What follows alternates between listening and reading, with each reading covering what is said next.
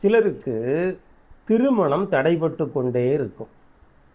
எவ்வளவு முயற்சி செய்தாலும் கல்யாணம் நெருங்கி வரும், கிட்ட வரைக்கும் வரும், நிச்சயமாகும். திருமண நேரம் நாளைக்கு திருமணமா என்று இருக்கும். அதற்கு முன் அவர்கள் திருமணம் முடங்கிவிடும், திருமணம் நடக்காமற் போகும். இப்படிப்பட்ட அமைப்புகள் நிறைய பேருக்கு இருக்கும். இது 25 கல்யாணம் பார்க்க தொடங்கினால் 35, 38, 40, 42, 43 வயசு வரைக்கும் அவர்களுக்கு திருமணம் ஆகாமலே இருக்கும். பார்ப்பார்கள், நடக்காது, பார்ப்பார்கள், நடக்காது, நடக்காது, நடக்காது. அப்போது ஒரு வழியில் அவர்கள் பார்ப்பார்கள், நமக்கு இனி கல்யாணமே இல்லை என்று அந்த பையனும் சோர்ந்து விடுவான், அந்த பெண்ணாக இருந்தால் அதுவும் சோர்ந்து விடும்.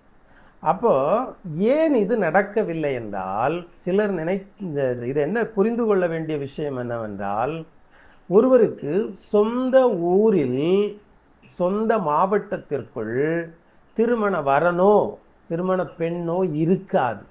நீங்கள் இந்த சொந்த ஊருக்குள் தேடி தேடி தேடி தேடி தேடி இல்லாமலே போய்விடும். சொந்த மாவட்டத்திற்குள் தேடி தேடி தேடி தேடி பெண் கிடைக்காமல் ஆகிவிடும், கணவனும் கிடைக்காமல் ஆகிவிடும். இப்படிப்பட்ட ஜாதக அமைப்பு, குடும்பஸ்தானம் என்கிற ஸ்தானத்தில் கிரகம் இல்லை என்றால் அவர்களுக்கு சொந்த ஊர்களில் திருமணம் அமைவது கடினம். சரி, பார்க்கிற பெண்ணுக்கோ அல்லது ஆணுக்கோ அவர்களுக்கு குடும்பஸ்தானத்தில் ஒரு கிரகம் இருந்தால் ஒருவருடைய நல்ல நேரத்திற்கு அது சேர்ந்துவிடும். ஆனால் எல்லோருக்கும் அது பொருந்தாது. சரி, 2ஆம் வீட்டில் கிரகம் இல்லை என்றால் 12ஆம் வீட்டில் கிரகம் இருக்க வேண்டும். 12ஆம் வீட்டில் கிரகம் இருந்தால் வெளியூரிலிருந்து அவர்களுக்கு திருமணம் நடக்கும். இந்த விதிகளும் இருக்கிறது. அப்போது அவரவருடைய ஜாதகத்தை பார்த்து கொள்ள வேண்டும்.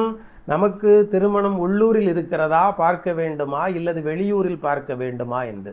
வெளியூரில் தான் இருக்கிறது என்று தெரிந்து கொண்டால் ஒரு 25 வயசு வரும்போது அவர்கள் அதை தெளிவாக பார்த்து வெளியூரிலே தேடிக்கொண்டால் அவர்களுக்கு திருமணம் நடந்துவிடும். சிலருக்கு முன்வாசல் வழியாக இருக்கும், சிலருக்கு பின்வாசல் வழியாக இருக்கும்.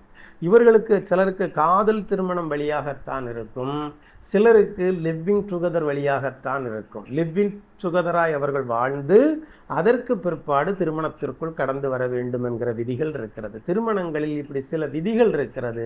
அந்த விதியின் வழியை போய் அவர்கள் உள்ளே நுழைந்தால் அவர்களுக்கு திருமணங்கள் ஆகிவிடும்.